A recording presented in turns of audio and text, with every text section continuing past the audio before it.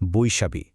অনেকেই তো এই উৎসবকে এই নামেই চেনেন, কিন্তু এই নামটা এলো কোথা থেকে? এর পেছনের গল্পটাই বাকি। ব্যাপারটা হলো, বৈশাখী নামটা কিন্তু কয়েকটা ভিন্ন ভিন্ন উৎসবের নামের প্রথম অক্ষরগুলো জুড়ে দিয়ে বানানো হয়েছে। হ্যাঁ, এটা বিভিন্ন উৎসবকে একসঙ্গে বোঝানোর জন্য বেশ সুবিধাজনক, ঠিকই। কিন্তু এর ফলে যেটা হয়, অনেকগুলো স্বতন্ত্র ঐতিহ্য আর সংস্কৃতি এক ছাতার নিচে চলে আসে, আর তাদের আসল পরিচয়টা কিছুটা হলেও ঢাকা পড়ে যায়। তার মানে এই একটা নাম দিয়ে আমরা গল্পের কেবল শুরুটাই জানতে পারি, আসল গল্পটা তো এর পরেও বাকি। এই সরলীকরণের বাইরে যে একটা বিশাল জগৎ আছে, চলুন এবার সেটাই আমরা দেখব। তো চলুন এবার নামের এই জালের ভেতরে ঢোকা যাক। দেখি বিভিন্ন কমিউনিটি তাদের এই প্রাণের উৎসবকে কি কি সুন্দর নামে ডাকে। এখানেই কিন্তু উৎসবের আসল বৈচিত্র্যটা ধরা পড়ে। এই তালিকাটা একবার দেখুন, এখানেই কিন্তু আসল ব্যাপারটা লুকিয়ে আছে। দেখুন, উৎসবের মূল সুর কিন্তু একটাই, পুরনোকে বিদায় জানিয়ে নতুন বছরকে স্বাগত জানানো। কিন্তু নাম দেখুন কত রকম।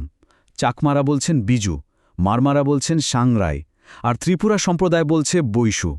এখানে কিন্তু শেষ না, তঞ্চঙ্গেরা বলেন বিশু, মুরংরা বলেন চাংক্রান। মানে প্রত্যেকটা নাম যেন তাদের নিজস্ব সংস্কৃতির একটা আলাদা দরজা খুলে দিচ্ছে, তাই না? আর এই যে বৈশাখী শব্দটা, এটা কিভাবে এলো জানেন? চাকমাদের বিজু থেকে নেওয়া হয়েছে বই, মারমাদের সাংক্রাই থেকে নেওয়া হয়েছে সাত, আর ত্রিপুরাদের বৈশু থেকে নেওয়া হয়েছে বি।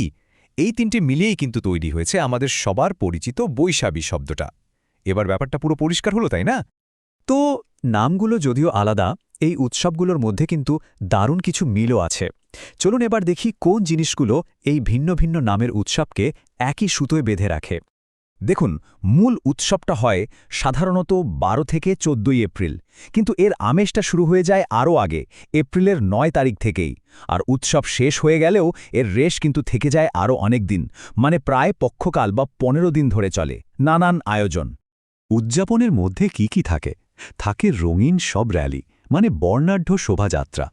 আয়োজন করা হয় ঐতিহ্যবাহী যুম্ম খেলাধুলার, এর মধ্যে আবার বলি খেলা বা কুস্তিটা কিন্তু দারুণ জনপ্রিয়। আর উৎসবের সবচেয়ে সুন্দর আর পবিত্র অংশগুলোর একটা হলো খুব ভোরে কাপ্তাই লেক বা কাছাকাছি কোনো জলাশয়ে ফুল ভাসিয়ে দেওয়া। তবে উৎসবটা যে শুধু খেলাধুলা আর র্যালির মধ্যেই আটকে থাকে তা কিন্তু নয়, সাংস্কৃতিকভাবেও এটা ভীষণভাবে সমৃদ্ধ। যেমন ধরুন, ভাষা নিয়ে প্রতিযোগিতা হয়, ছবি আঁকা হয়, কবিতা আবৃত্তি হয়, আর তার সাথে তো অসাধারণ সব নাচ গানের অনুষ্ঠান থাকেই। এসবের মধ্যে দিয়েই কিন্তু প্রত্যেকটা জনগোষ্ঠী তাদের নিজেদের সংস্কৃতি আর ঐতিহ্যকে সবার সামনে তুলে ধরে। আচ্ছা, এতক্ষণ তো আমরা আনন্দ উৎসবের কথা বললাম, কিন্তু এর পেছনের ভাবনাটা কি? কেন এই উৎসবগুলো এত গুরুত্বপূর্ণ? চলুন এবার সেই গভীর দিকটা একটু বোঝার চেষ্টা করি। উদযাপন কমিটির এই স্লোগানটা দেখুন, যুম্ম জাতীয় অস্তিত্ব সংরক্ষণ এবং অপসংস্কৃতির প্রতিরোধে ঐক্যবদ্ধভাবে এগিয়ে আসুন। এই একটা কথাই কিন্তু উৎসবের মূল উদ্দেশ্যটা বলে দেয়। এটা শুধু একটা বাৎসরিক কোণ্ডাটা নয়, বরং নিজেদের অস্তিত্ব, ভাষা আর সংস্কৃতিকে বাইরের প্রভাব থেকে বাঁচিয়ে রাখার একটা সম্মিলিত শপথ। মানে এই উৎসব তাদের আত্মপরিচয় রক্ষার লড়াইয়েরই একটা বড় অংশ। তাহলে আমরা কি বুঝলাম?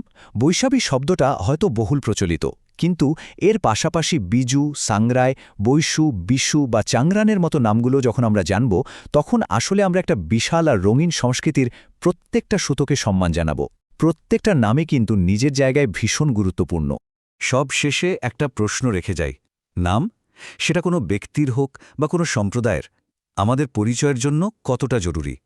একটা নাম কিভাবে আমাদের আত্মপরিচয়কে তৈরি করে, আবার সেটাকে টিকিয়েও রাখে? ব্যাপারটা আসলেই ভাবনার, তাই না?